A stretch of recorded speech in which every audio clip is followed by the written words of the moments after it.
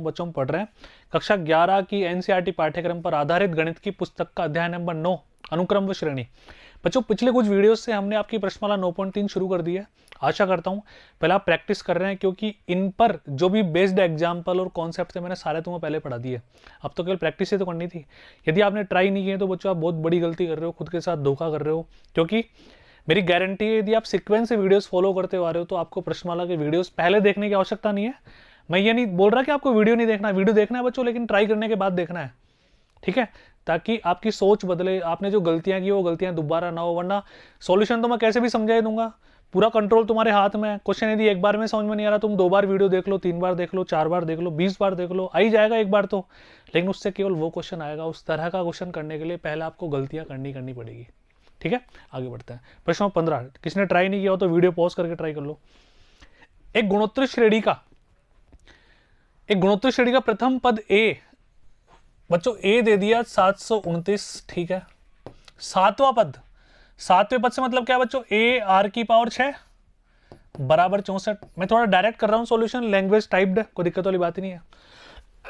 S7 हमें निकालना है बच्चों, अभी निकाल लेते हैं जी, बहुत ही आसान काम है सर। तो सर जो बातें उसने बोली उसकी सहायता अपन लेते हैं। सबसे पहले ए की वैल्यू 729 हमें रखनी है यहां पे, है ना। आर का मान हमें पता नहीं है, ए का मान 729 यहाँ पे रखते हैं तो आर की पावर 6 बराबर 64/729 हमें प्राप्त होता है। अब यहाँ पे पावर 6 है, मतलब इसको भी पावर 6 में कन्वर्ट करें अपन, और सर हम आसानी से देख सकते हैं कि 64 होता है 2 की पावर 6 और 729 होता है 3 की पावर 6। यानी कि आर का मान हमने प्राप्त कर लिया 2/3, ए का मान भी प्राप्त हो गया। अब देखो जो ए का मान प्राप्त हो गया, आर का मान प्राप्त हो गया, हमें निकालना है 7 पदों का योगफल। तो फॉर्मूले से सभी वाकिफ होना बच्चों, क्या होता है, ए ब्रैकेट 1 माइनस आर की पावर n 1 माइनस आर। बोलो हाँ है ना, बहुत आसान है। अब कैलकुलेशन करनी चाहिए, तुम्हारे ऊपर निर्भर करेगी पूर्णतया। ये तो देखना बच्चों एक बार, है ना।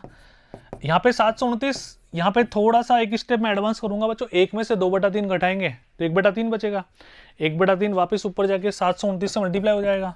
यहाँ पे देखना बच्चों, 3 की पावर 7 माइनस 2 की पावर 7 और नीचे 3 की पावर 7, एलसीएम लघुत्तम ले लोगे भाई। जो पावर 7 है 2 के पास भी 3 के पास भी है, तो यहाँ तक हम पहुँच गए बच्चों। 729 को अभी हमने देखा था, हमने क्या लिखा था यहाँ पे, 3 की पावर 6 लिखा था।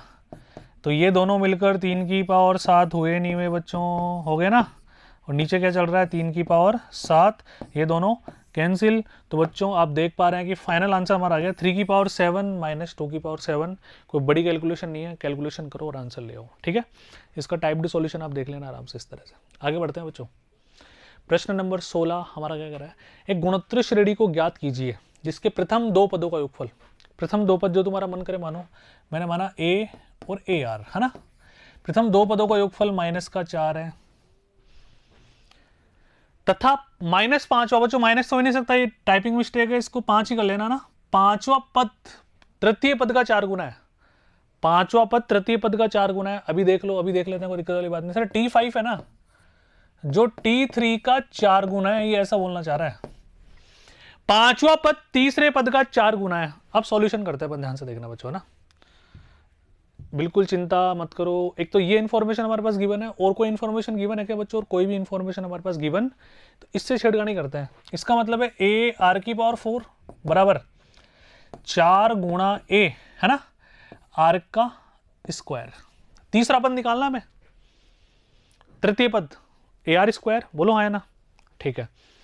अब बच्चों ध्यान से देखो, यहां से हम आर का मान आराम से निकाल सकते हैं। ए से ए कैंसिल होगा, आर स्क्वायर से आर स्क्वायर कैंसिल होगा, ठीक है।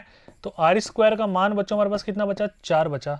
तो आर का मान कितना बचा, +-2 बचा। सारो अनुपात हमने निकाल लिया। हमें तो गुणोत्तर श्रेणी याद करनी है ना, अभी निकाल लेते हैं, कोई चिंता वाली बात नहीं है। अब बच्चों ध्यान से देखो, आर का मान कितना आ गया हमारे पास, +-2। अब इसने बोला प्रथम 2 पदों का योगफल -4 है, यानी कि आर का मान 2 भी हो सकता है, आर का मान -2 भी हो सकता है। अब एक काम करो, आर का मान 2 हो चाहे -2 सर, एक बार अपन स्टार्ट करते हैं, क्योंकि ए का मान भी तो आएगा इससे। तो बच्चों आर का मान 2 रखो एक बार, ए, ठीक है। तो 2a बराबर -4, 3a बराबर -4। तो a बराबर पहला मान प्राप्त हो गया -4/3, ठीक है। अच्छा, a का मान -4/3 और r का मान हमने क्या रखा बच्चों, यहाँ पे आर का मान रखा 2। इसका बिल्कुल विशेष ध्यान रखना। अच्छा दूसरा हमें क्या प्राप्त होता है, ध्यान से देखो सर, अब लो माइनस का 2, a माइनस का 2a बराबर माइनस का 4, ठीक है। तो माइनस का a बराबर माइनस का 4, a बराबर 4, a बराबर 4 और r का मान माइनस का 2। अब तुम श्रेणी निकाल लो, दो श्रेणी तुम्हारे पास बन जाएगी। आ जाओ बताए तुम। पहला a का मान 4 है ना, तुम खुद भी बना सकते हो। तो a का मान बच्चों क्या रखें, सबसे पहले 4, 4 को -2 से गुणा करो जल्दी से, माइनस का 8, ठीक है। -8 को -2 से गुणा करो, प्लस का 16, प्लस के 16 को -2 से गुणा करो, माइनस का 32। तो एक तो अनुक्रम ये बन जाएगा हमारे पास। दूसरा इससे बनाते हैं, a का मान -4/3 और r का मान 2। तो पहला पद -4/3, दूसरा इसको 2 से गुणा कर दो बच्चों, -8/3, अगेन 2 से गुणा कर दो, -16/3। एक ये भी जीपी हमारे पास बन जाएगी गुणोत्तर श्रेणी। आइए मैच करते हैं। वही r का मान +-2, -4/3, -8/3, -16/3, ठीक है। दूसरी श्रेणी बच्चों में क्या प्राप्त होती है, ध्यान से देखना, -4 4 -8 16 -32। देखो दोनों आ गए हमारे पास, 4 -8 16 -32, -4/3, -8/3, -16/3। तो कुछ भी नहीं है, क्वेश्चन कितना भी बड़ा हो, बस जो जो इन्फॉर्मेशन गिवन है उसको गणितीय भाषा में लिखो बच्चों। इनसे आसान कुछ हो ही नहीं सकता मैथ्स में, क्योंकि सारे कॉन्सेप्ट हमने पहले पढ़ लिए। आपको थ्योरी समीकरण 1 में r का मान रखने पर ये सारी बातें टाइप्ड सॉल्यूशन में से भावनाएं लेनी है, एग्जैक्ट नहीं लिखना, अपनी भाषा में लिखना है, जो भी तुम लोगों को समझ में आया। प्रश्न नंबर 17 की तरफ आगे बढ़ते हैं बच्चों। यदि किसी गुणोत्तर श्रेणी का चौथा, 10वां और 16वां पद है ना, तो इसको मैं एक बार गणितीय भाषा में रिप्रेजेंट करता हूँ, फिर आएगा बच्चों मजा इसको सोल्व करने का। चौथा T4, ठीक है। T4 बच्चों कितना है, x, क्रमशः लिखा हुआ है इसने, है ना। T10 बच्चों 10वां पद y, 16वां पद बच्चों कितना है z। तो हमें सिद्ध करना है कि x y z गुणोत्तर श्रेणी में। अब आप बिल्कुल आराम से लिखो तबीयत से, यदि x y z गुणोत्तर श्रेणी में है तो y गुणोत्तर माध्य होगा, अतः y² बराबर zx होगा। बोलो हाँ है ना। यानी कि हमें बच्चों क्या सिद्ध करना है, y² बराबर zx, ये हमारा टारगेट है। तो अभी कर लेते हैं बच्चों, कोई चिंता वाली बात नहीं है, ध्यान से देखना ना बच्चों। T4 इससे तात्पर्य क्या आएगा, AR³ बराबर x, पहला समीकरण। इससे क्या आएगा, AR⁹ इससे क्या आएगा बच्चों, AR⁵ बराबर z। अब प्रश्नानुसार जो हमें सिद्ध करना है उसके अकॉर्डिंग, अब देखो मैं जो जो बातें बोल रहा हूँ, अब मैं जो भी न्यूमेरिकल स्टेप आगे करूंगा उससे पहले कुछ बोल रहा हूँ ना तुम्हें समझाने के लिए, ताकि तुम सेटिस्फाइड हो इस बात से। तो तुम एग्जामिनर को कैसे समझाओगे, बोल के थोड़ी समझाओगे, तो तुम्हें लिखना पड़ेगा। बस ये बात दिमाग में फिट कर लो, सॉल्यूशन लिखने का तरीका क्या होगा ना। अब यहाँ पे देखो हमें पता है y² बराबर zx करना है, तो सर हमें काम करते हैं LHS के लिए y का स्क्वायर करते हैं, समीकरण 2 का। ये समीकरण 2 का हमने स्क्वायर किया, समीकरण अपने हिसाब से लिख लेना। z, ये z बच्चों z आ गया AR⁵, गुणा किससे होगा बच्चों, x से, AR³। अब देखते हैं दोनों बातें बराबर हैं या नहीं है। यदि दोनों बातें बराबर है तो हम बोल देंगे इति सिद्धम, ये a का स्क्वायर और r की पावर बच्चों 18। इधर आओ जी बच्चों, a को a से गुणा करो, a² 15 और 3 18, ये लीजिए, बहुत आसान है, यानी कि दोनों बराबर सिद्ध हो गए बच्चों। यहाँ पे क्या आ जाएगा, a² और r की पावर 18, LHS बराबर RHS, अतः गुणोत्तर श्रेणी में है। एंड में QED लिख दो, इति सिद्धम लिख दो, हेंस प्रूव्ड लिख दो, जो तुम्हारा मन करो लिख दो, कोई फर्क नहीं पड़ता बच्चों इन बातों से। टाइप्ड सॉल्यूशन आप आराम से देख लेंगे इसके, है ना। देखो इस तरह से आगे बढ़ते हैं, कोई समस्या वाली बात ही नहीं है, सब कुछ समझ में आएगा तुम्हारे, बहुत आसान है। प्रश्न नंबर 18 क्या कह रहा है बच्चों। अच्छा इस तरह का प्रश्न भी हमने उदाहरण में कर लिया पहले ही, तो अब कोई अलग चीज़ थोड़ी है। वहाँ पे मैंने तुम्हें डायरेक्ट भी करना बताया था कि वहाँ पे हमारे पास 6 था शायद, है ना, 5 था 6 था।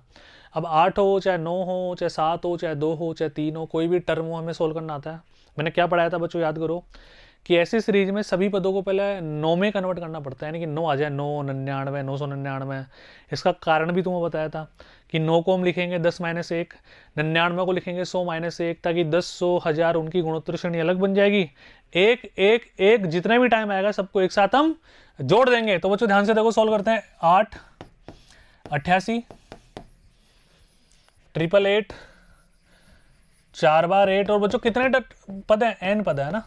अब ध्यान से देखेंगे सभी बालक, सबसे पहले 8 कॉमन लो, है ना, क्या बचेगा 1, 11 111 4 बार 1 बच्चों कितने टाइम है, n टाइम है, ठीक है। अच्छा